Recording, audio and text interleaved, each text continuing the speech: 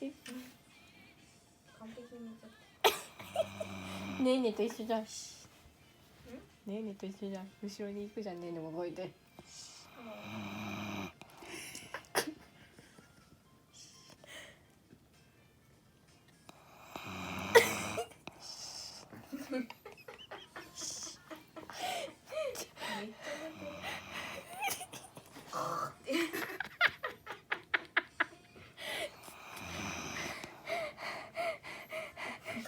寝てる。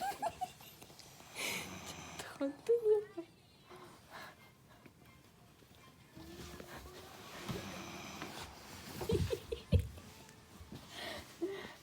やべえ、腰痛い。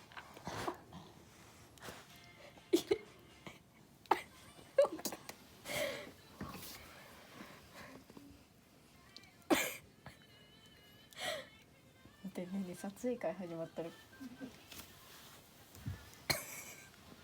またソリに行った。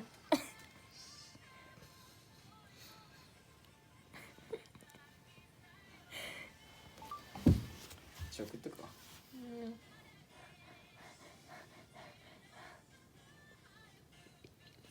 前アルバム入れたかったら入れといて。